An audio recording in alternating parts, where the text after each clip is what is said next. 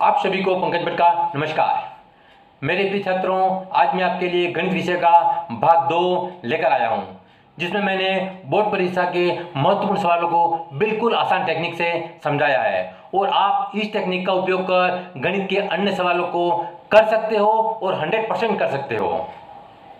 आपको सिर्फ टेक्निक को समझना है, रटने की जरूरत नहीं है। आपके अभी मछली की आंख सिर्फ बोर्ड की परीक्षा है और बोर्ड की परीक्षा है।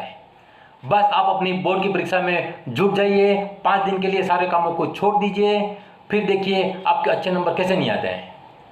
तो बने रहिए मेरे साथ और करते हैं आज का टॉपिक स्टार्ट। जैसे ही आप मेरे वीडियो लिंक को क्लिक करते हो, आपके सामने एक इस तरह की विंडो खुलकर आ जाएगी। अगर आपने मुझे पहले से सब्सक्राइब नहीं कर रखा है तो जो पीले कलर का एरो दिखाई दे रहा है उसके नीचे लाल शाही में सब्सक्राइब लिखा हुआ है।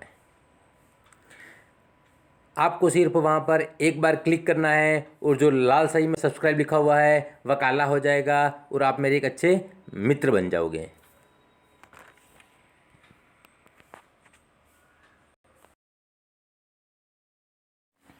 सवाल नंबर फर्स्ट, सूत्र संकलन व्यवकलन द्वारा 43 का वर्ग ज्ञात करो।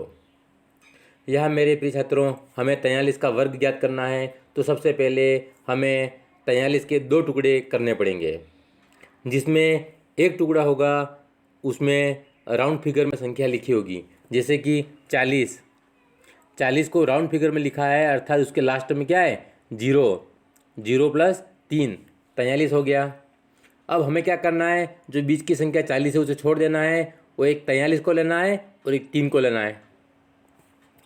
3 का हमें 3 बार उपयोग करना है, जैसे कि मैंने पीले कलर से आपको हाईलाइट कर रखा है। एक बार जोड़ना है, एक बार घटाना है और तीसरी बार उसका वर्ग करना है।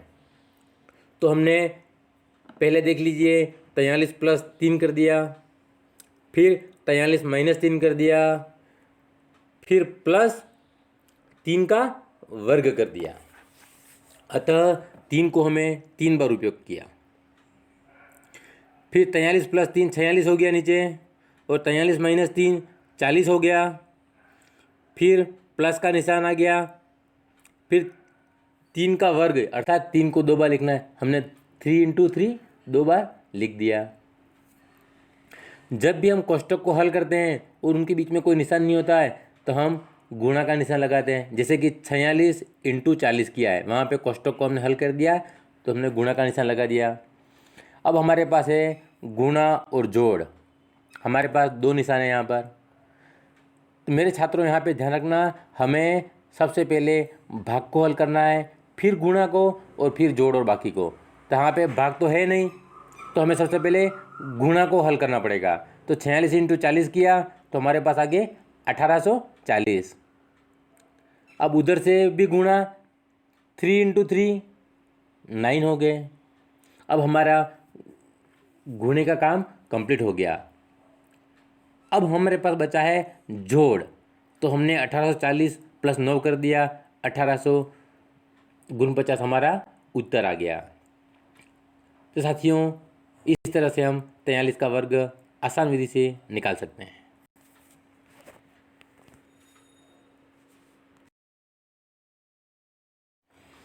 बहुपद x² - x - 6 के शून्यक हैं।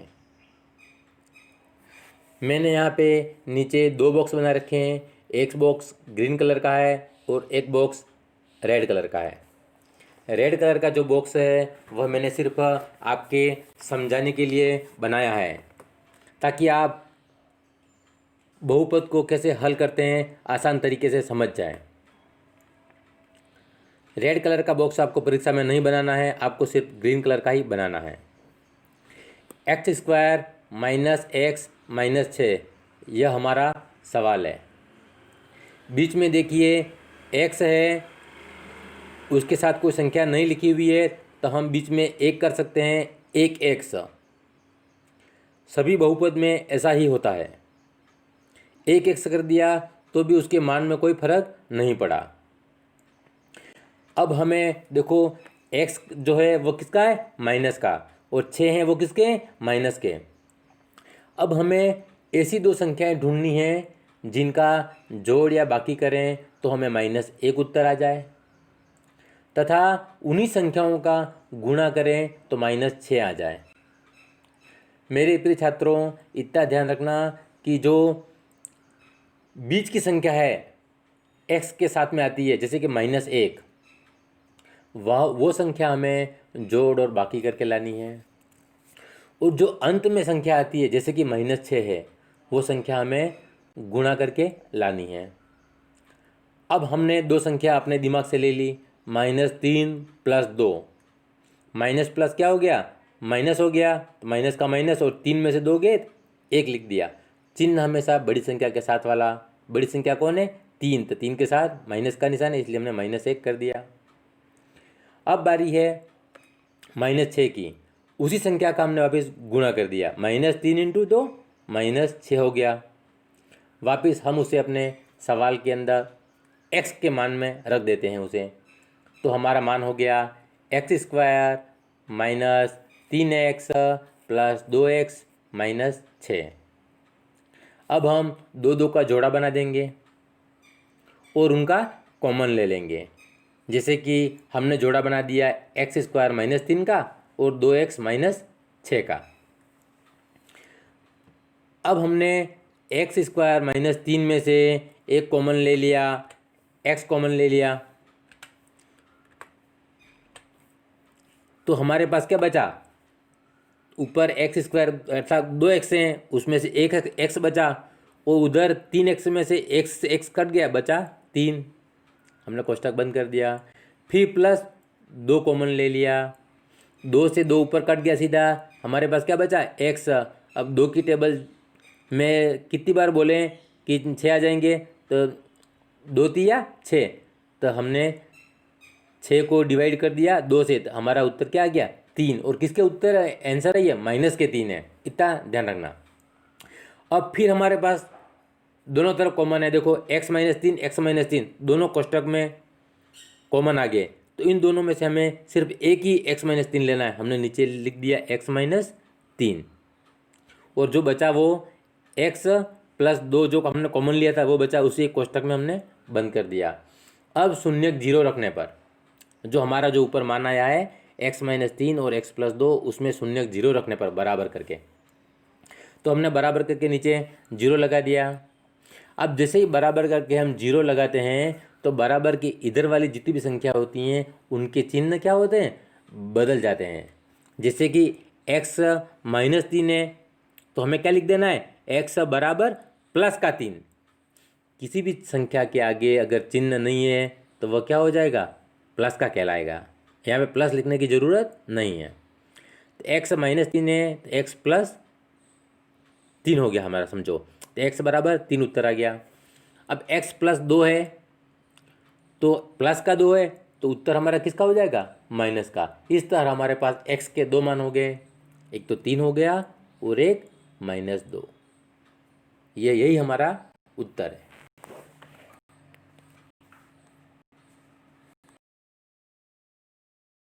निम्न द्विघात समीकरण x² - 8x + 7 = 0 में x का मान ज्ञात कीजिए। सवाल नंबर 2 में जो शून्य ज्ञात करने की विधि थी, वहाँ हमें सिर्फ शून्यक, जो भी हमें x के मान होते हैं वो क्या कहलाते हैं, शून्यक। अब हमें फिर x का मान ज्ञात करना है। यहाँ पे भी हमें वही तरीका अपनाना है, थोड़ा सा हमें ध्यान रखना है। x² + 8x + 7, जैसे कि मैंने रेड बॉक्स में लिख दिया है। अब हमें बीच की संख्या को देखना है, बीच में हमारे पास क्या है, प्लस के 8, तो हमें ऐसी दो संख्याएं ढूंढनी है जिन्हें जोड़ या बाकी करें तो 8 हो जाए, और जो लास्ट में जैसे कि क्या है, प्लस के 7, तो हमें गुणा करने पर 7 प्राप्त हो जाए। तो हमने 7 + 1 कर दिया तो हमारे पास 8 आ गया, और एक 7 × 1 किया तो हमारे पास 7 उत्तर आ गया। इस तरह हमारे पास दो संख्या हो गई, 7 और 1। हमने जो बीच का मान है 8x, उसकी जगह हमने क्या लिख दिया, 7x + 1x। हमें हमेशा अंदर प्लस वाली संख्या लिखनी है, गुणा वाली संख्या नहीं लिखनी है उधर। तो हमारे पास हो गया x square plus 7x plus 1x plus 7 बराबर 0। अब फिर वही दो दो के टुकड़े बनाने हैं। यहाँ पर भी हमने दो टुकड़े कर दिए, एक्स स्क्वायर प्लस 7x और एक एक्स प्लस 7। हमारे पास क्या हो गए, दो टुकड़े हो गए। अब x कॉमन ले लिया तो हमारे पास x प्लस 7 बचा, प्लस का एक फिर वो भी कॉमन ले लिया, एक से एक कट गया, x बचा और एक को 7 को 1 से डिवाइड करेंगे तो 7 बच गया, फिर बराबर 0 का 0। अब देखिए दोनों कोष्टक में x प्लस 7 है तो दो x प्लस 7 है तो हमको कॉमन ले लेना है, x प्लस 7 एक ही ले लिया, जो बचा x प्लस 1 बचा उसे हमने कोष्टक में लिख दिया और बराबर का 0 कर दिया। अब वापस अपने शून्य वाली स्थिति आ गई, जब बराबर के उधर 0 हो और उधर जितनी भी संख्या हो उनका चिन्ह क्या होगा, ऑटोमेटिक बदल जाएगा। तो x प्लस 7 है तो हमारा उत्तर क्या हो जाएगा, x बराबर -7। उधर x प्लस 1 है तो हमारा उत्तर हो जाएगा x बराबर -1।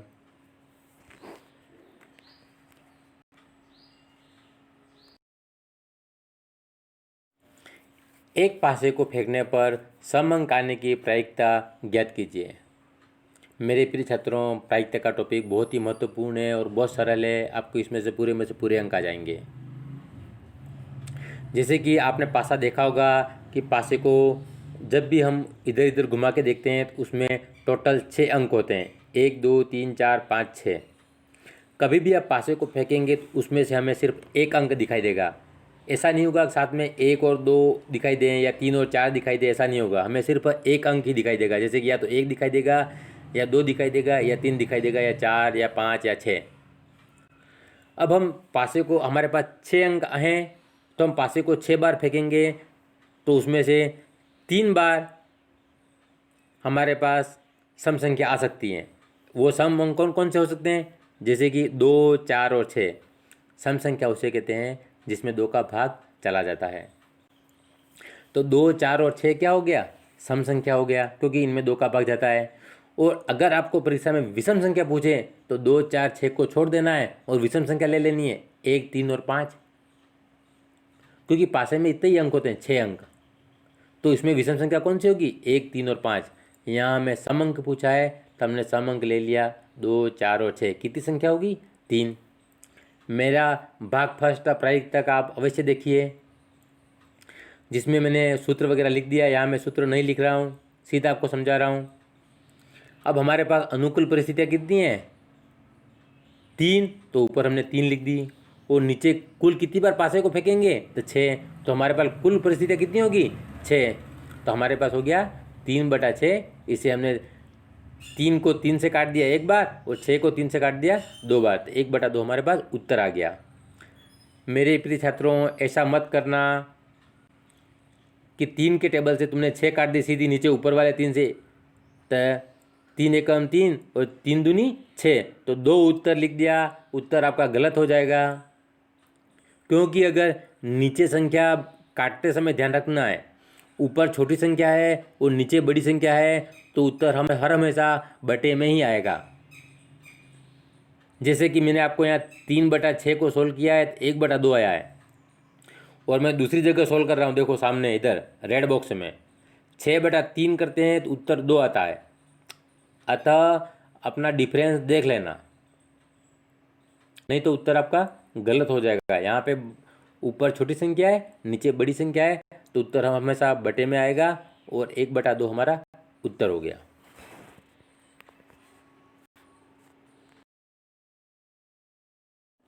चक्रीय चतुर्भुज के सम्मुख कोणों का योग कितना होता है, तो हमारा उत्तर है कि चक्रीय चतुर्भुज के सम्मुख कोणों का योग 180 डिग्री होता है। छात्रों, समपूरक कोणों का योग भी 180 डिग्री होता है और त्रिभुज के तीनों कोणों का योग भी 180 डिग्री होता है, यह ध्यान रखना।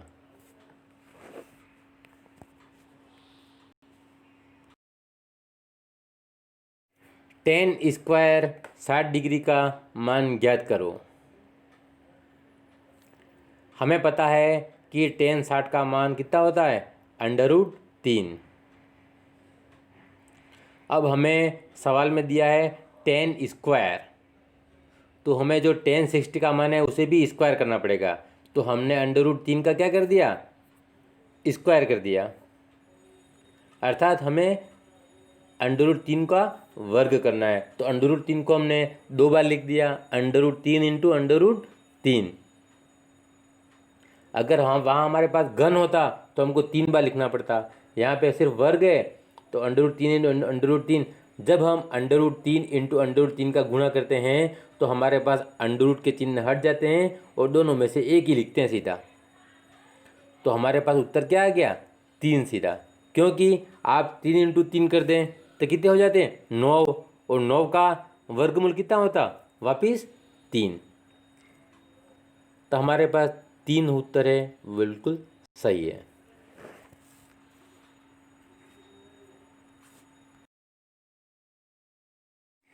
HCF 11 व 99 का ज्ञात करो।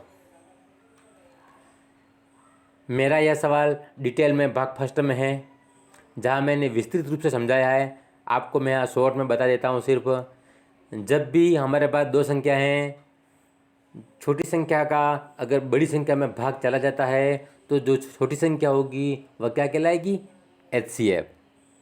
तो हमारे पास यहाँ छोटी संख्या क्या है, 11, और 11 का भाग 99 में जा रहा है, 11 9 99, तो 99 में भाग जा रहा है। तो हमारे पास सीधा उत्तर क्या आ गया, 11। हमें यहाँ कोई भी हल करने की भी ज़रूरत नहीं है।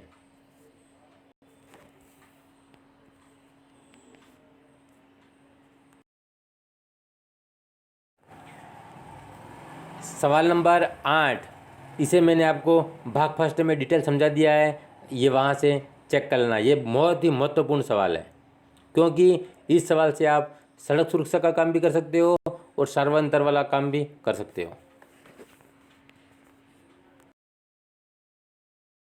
क्रिकेट की एक टीम के खिलाड़ियों द्वारा बनाए गए रनों की संख्या निम्न प्रकार है, 57, 17, 26, 91, 115, 26, 83, 41, 57, 0, 26। तो माध्यक ज्ञात करो। माध्यक को हम माध्यिका भी कहते हैं। माध्यिका ज्ञात करने के लिए हमें सबसे पहले संख्याओं को आरोही क्रम में या अवरोही क्रम में जमाना है। तो हम आरोही क्रम को देख लेते हैं। आरोही क्रम में सबसे पहले छोटी संख्या लिखते हैं, फिर उससे बड़ी, फिर उससे बड़ी, फिर उससे बड़ी संख्या। तो हमें जो सवाल में संख्या दी गई है उनमें से सबसे छोटा कौन है, 0। हमने पहले 0 लिख दिया, फिर उससे बड़ा 17, उससे बड़ा 26, उससे बड़ा 26, उससे बड़ा भी 26। यदि 26 26 तीनों बराबर ही हैं, उनमें से कोई भी 26 अपन लिख सकते हैं। उसके बाद 41, 57, 57, 83, 91, 115 लिख दिया हमने। यह हमारा बिल्कुल एक सिस्टमेटिक क्रम हो गया, छोटी से बड़ी की ओर। मेरे प्रिय छात्रों, यहाँ पर हमें क्रम को ध्यान रखना है। अगर आप पूरा सवाल सही कर रहे हैं और अपना आरोही क्रम गलत है तो आपका उत्तर गलत आ जाएगा। माध्यक का सूत्र है n+1/2वीं संख्या। अब हमारे पास आरोही क्रम में हमने संख्या जमा दी, ये टोटल संख्याएं कितनी है, 11। तो 11 हमारा क्या हो गया, n। तो n की जगह हमने 11 लिख दिया, +1 का 1/2 का 2। 11 + 1 कितना हो गया, 12, 12/2। तो 12 को 2 से डिवाइड किया, हमारे पास छठी संख्या हमारे पास क्या होगी, उत्तर होगी हमारे पास। तो ऊपर वाली जो 11 संख्या है उसमें छठे नंबर की संख्या कौन सी है, 0, 17, 26, 26, 26 और 41। 41 छठे नंबर पे है, तो 41 हमारा क्या हो गया, आंसर। ऐसा नहीं है कुछ ऊपर 6 है, 6 उत्तर लिख दिया, नहीं, वो उत्तर नहीं है। हमें छठवीं संख्या लिखना है। तो छठवीं संख्या हमारे पास 41 है, नीचे से सीरियल से देखने पर, तो हमने 41 उत्तर कर दिया।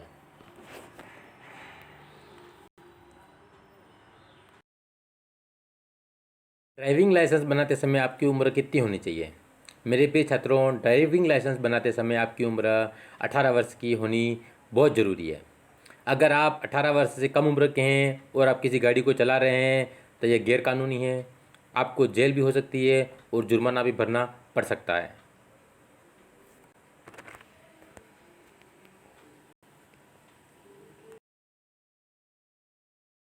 किसी घन का संपूर्ण पृष्ठीय क्षेत्रफल 1014 वर्ग सेमी हो तो उस घन की भुजा ज्ञात कीजिए। देखो, छात्रों, यहाँ पर हमें घन का संपूर्ण पृष्ठीय क्षेत्रफल दे रखा है और हमें उसकी भुजा ज्ञात करनी है। सूत्र मैंने लिख दिया है, घन का संपूर्ण पृष्ठीय क्षेत्रफल बराबर 6 कोष्ठक भुजा की घात 2। 6 और भुजा के बीच में कोष्ठक का निशान लगा हुआ है, इसका मतलब होता है गुणा करना है।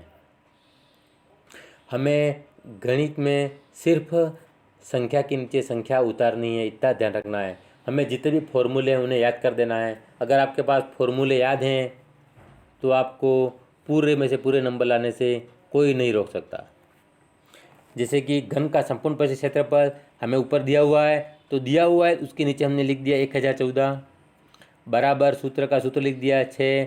भुजा में नहीं दे रखी है, हमने भुजा का भुजा लिख दिया और स्क्वायर का स्क्वायर। साथियों, मैंने भाग फर्स्ट में आपको बताया था कि जब भी बराबर हो और बराबर के दोनों तरफ संख्याएं हों तो गुणा वाली संख्या को पक्षांतरण करते हैं तो भाग वाली कर देते हैं। तो अब 6 है, उसका पक्षांतरण कर दिया उधर 1014 के नीचे, तो वो क्या होगी? भाग वाली संख्या। 1014 को अब 6 से भागित कर दिया तो हमारे पास उत्तर कितना आ गया? 169 अर्थात 169 भुजा का स्क्वायर। अब हमें भुजा का स्क्वायर करना है, अर्थात वर्ग। स्क्वायर का मतलब क्या? वर्ग। जब भी बराबर हो और उधर हमें वर्ग दे रखा हो तो वर्ग को पक्षांतरण करते समय उधर वाली संख्या का अंडर रूट लगा देते हैं। तो जैसे भुजा का स्क्वायर है, स्क्वायर को हटा दिया तो हमने 169 का क्या कर दिया? अंडर रूट लगा दिया। अतः उसे अब वर्गमूल में हल करना है। 169 का वर्गमूल कितना होता है? 13, क्योंकि 13 × 13 169, तो हमारे पास 13 सेंटीमीटर क्या होगी? उसकी भुजा होगी।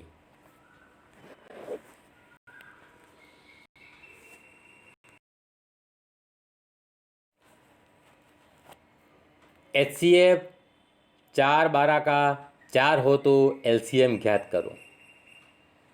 साथियों, ये सवाल भी बहुत बड़ा है जिसे मेरे भाग फर्स्ट में मैंने आपको डिटेल में समझा दिया है, लेकिन मैं आपको शॉर्टकट विधि से कैसे कैसे करते हैं यहाँ पर एक बार फिर बता दूंगा। जहाँ पर अपने पहले अपन ने पढ़ा था कि HCF हर हमेशा छोटी संख्या होती है, भाग जाता है तो, और LCM क्या होगी? उसका जस्ट उल्टा, हर हमेशा बड़ी संख्या होगी लेकिन भाग जाना चाहिए, शर्त यही है। जैसे कि अब HCF 4 और 12 का हमें पता है कि 4 को अगर 12 को हम 4 से डिवाइड कर देंगे तो 3 बार हो जाएगा, 4 दिए 12। HCF तो हमारे पास 4, बिल्कुल देखो उत्तर भी सही दे रखा है। अगर LCM हमें ज्ञात करना हो तो क्या होगा? सबसे बड़ी संख्या, जस्ट 12 हमारे पास, सीधा उत्तर है, कहीं कुछ करने की ज़रूरत नहीं है। बड़े बड़े एग्जामों में ऐसे ही हल निकालने पड़ते हैं तुरंत ही।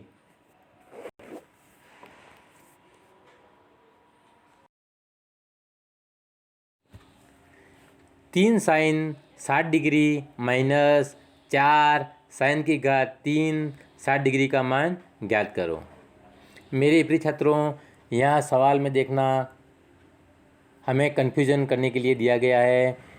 आगे 3 साइन है और जो पीछे दिखा हुआ है वो साइन की घात 3 है, अर्थात जो आगे 3 साइन है उसका मतलब है 3 का गुणा करना है, और साइन की घात 3 का मतलब है साइन को 3 बार लिखना है। यह अंतर समझ लेना, फिर आपको पूरा सवाल आसान लगेगा। हम सिर्फ नकल करेंगे ऊपर से, जैसे सवाल लिखा हुआ है उसके नीचे उसका मान रखेंगे। 3 का 3 रख दिया हमने सबसे पहले, उसके बाद कुछ भी निशान नहीं है, इसका मतलब गुणे का निशान, गुणा लगा दिया। साइन 60 का मान कितना है? √3/2 हमने लिख दिया कोष्टक में। फिर माइनस का माइनस, 4 का 4, साइन का मान कितना है? 60 का √3/2, और वहाँ पर क्या है? घात 3 है, तो हमने पीले रंग से घात 3 लिख दिया। देखो वहाँ आगे लिखा हुआ था इसलिए गुणा किया हमने, यहाँ पे घात के रूप में है तो हमें घात के रूप में लिख दिया। अब जो हम सोल्व करेंगे √3 × 3, तो हमारे पास क्या हो जाएगा? 3 √3 3, जैसे कि नीचे मैंने एरो में आपको दिखाया है, 3√3/2, फिर -4, फिर हमारे पास √3/2 की घात 3 पूरा का पूरा हो गया। फिर हमने ऊपर ऐसा कैसा उतार दिया, -4 का 4 लिख दिया। अब देखो हम घात 3 को हल करेंगे तो √3 है, √3 को हम अगर 3 बार लिखेंगे तो हमारा उत्तर वही आएगा, 3√3। अगर 2 बार लिखते तो हमारा उत्तर कितना आता, सिर्फ 3, जैसे कि हमने आगे सवाल में एक बार किया था, √3 × 3, 2 बार था तो हमारा उत्तर कितना आया था, 3, लेकिन 3 बार है तो 3√3 हो जाएगा। नीचे 2 को 3 बार लिख दिया, 2 × 2 × 2। अब हम वापस नकल करेंगे, ऊपर से है ऐसा ऐसा उतार रहे हैं, माइनस का, अब -4 है, जैसे ही हमने ऊपर वाले 3 को √3 से गुणा किया था वैसे ही यहाँ पर भी -4 का गुणा ऊपर से कर देना है, तो 4 × 3√3 हो गया। 2 को 3 बार गुणा करना है, 2 दूनी 4 और 4 दूनी 8, 8 लिख दिया हमने। फिर मैंने लाल कलर के एरो से यही संख्या ऊपर ले गया हूँ, वैसे की वैसे नकल करनी है, 3√3/2 की 2, और ऊपर देखो 4 है, 4 को 8 से काट लेना है तो कितना आ जाता है, 2, 4 दूनी 8। बड़ी संख्या नीचे है तो हमने नीचे 2 उत्तर में लिख दिया है। फिर 3√3/2 माइनस 3√3/2, अतः दोनों संख्याएं सेम है और बीच में माइनस का निशान है, तो हमें समान संख्या घटानी है, तो समान संख्या घटाएंगे तो हमारा उत्तर क्या आ जाएगा, 0। जैसे कि 1 - 1 क्या आएगा, 0, ऐसे हमारा उत्तर क्या आ गया, 0।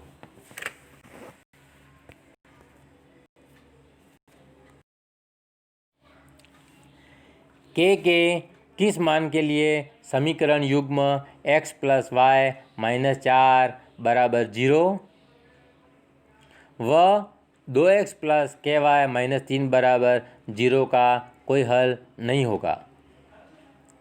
तो हमें जो समीकरण दे रखे हैं उनमें हमें सिर्फ k का मान ज्ञात करना है। मैंने यहाँ समीकरण को 2 बार लिख दिया है, समीकरण फर्स्ट, समीकरण सेकंड। x + y - 4 = 0 समीकरण नंबर 1 दे दिया नाम, 2x + ky - 3 = 0 समीकरण 2 नाम दे दिया है। हमारे पास 3 फॉर्मूले हैं। एक तो देखो नीचे मैंने फॉर्मूला लिखा हुआ है, हमें फॉर्मूला को ऊपर देखना है कि हमें कोई भी हल नहीं चाहिए, तो कोई हल नहीं हो उसका फॉर्मूला ये रहा, a1/a2 बराबर है b1/b2 बराबर नहीं है c1/c2। देखो a1 और b1 दोनों के बीच में बराबर का निशान है, लेकिन b1 और c1 के बीच में देखिए बराबर करके मैंने काट लिया, इसका मतलब है बराबर नहीं होना चाहिए। a1 और b1 तो बराबर होना चाहिए, लेकिन c1 बराबर नहीं होना चाहिए। तो जो समीकरण 1 है उसमें समीकरण 1 के मान रखेंगे, और समीकरण 2 है उसमें समीकरण 2 के मान रखेंगे, अर्थात a1 में समीकरण 1 का मान और a2 में समीकरण 2 का मान हमने रख दिया। अब देखिए मान कैसे रखना है, मैं आपको मान बताता हूँ रखना। हमारे पास समीकरण 1 कौन सा है, वही वाला x + y - 4, तो x क्या हो गया हमारा a1, y क्या हो गया b1 और 4 क्या हो गया c1। क्योंकि ऊपर हमारे पास 3 अंक हैं तो हम नीचे से भी 3 अंक ले लिए, a b c, तो हमारा x a हो गया, y b हो गया और 4 क्या हो गया c। x के आगे कुछ भी लिखा हुआ नहीं है, इसका मतलब 1 है, तो हमने देखो x की जगह क्या लिख दिया 1। अब समीकरण में 2 में देखिए आगे 2x है, तो x का मान कितना दे रखा है 2, तो हमने 2 का 2 लिख दिया। इस तरह हमारे पास क्या हो गया 1/2। फिर सूत्र में देखो बराबर का निशान, हमने बराबर का निशान लगा दिया। अब y की जगह कुछ भी नहीं लिखा हुआ है, तो y का मान भी क्या है x की तरह 1 ही होगा, हमने ऊपर 1 लिख दिया। अब समीकरण 2 में देखिए ky लिखा हुआ है, के का मान तो हमें ज्ञात करना है और वाई का मान दिया हुआ नहीं है, अतः हमने के का के लिख दिया। अब बराबर नहीं है के बाद देखो हमें सी का मान चाहिए, तो समीकरण 1 में सी का मान कितना है 4, तो हमने 4 लिख दिया। और समीकरण 2 में देखिए सी का मान कितना है 3, तो हमने क्या कर दिया 3 लिख दिया। अब हमें कुछ भी नहीं करना है, बिल्कुल नकल करनी है, इसके अलावा कुछ भी नहीं करना है। देखिए अब 1/2 का 1/2 लिख दिया हमने। हमें वहाँ फॉर्मूले में देखिए 1/2 बराबर है बी के, अर्थात A1 बराबर है B1 का, तो ऊपर 1 का है तो B1 में भी क्या है 1 आएगा। नीचे देखिए फॉर्मूले में A2 बराबर है B2 के, अर्थात उत्तर में देखिए 1/2, जो नीचे 2 है उधर भी 2 होगा, तो के का मान कितना हो गया 2। और देखो जो सी का मान है वो बराबर नहीं, हमने काट लिया, 3/4 बराबर नहीं है, इससे हमारा सिद्ध भी हो जाता है। पहले जो A1 है 1/2 है, बी का मान भी 1/2 है, तो 1/2 दोनों बराबर हैं, अर्थात A1 और B1 दोनों बराबर हो गए। और जो तीसरा है सी का मान वो देखो बराबर नहीं है। इस तरह हमें सीधा आसान तरीके से जो बराबर का फॉर्मूला लगा हुआ उसको देख के ही सीधा हमने 2 उत्तर लिख दिया और हमारे यहाँ 3 नंबर पक्के।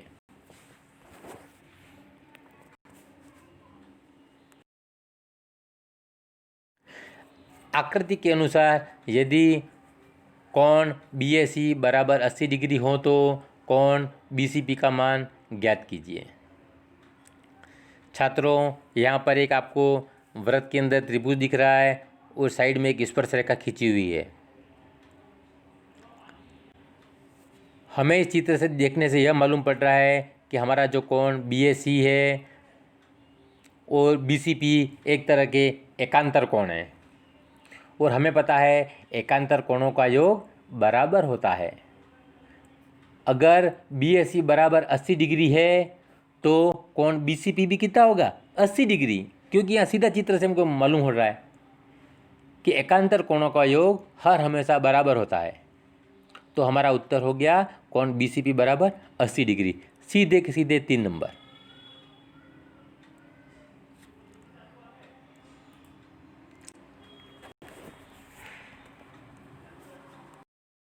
मेरे प्रिय छात्रों, मैंने मेरे YouTube चैनल में सामाजिक विज्ञान का 60 अंकों का कंटेंट डाल रखा है तथा गणित का भी 60 अंकों का कंटेंट डाल रखा है।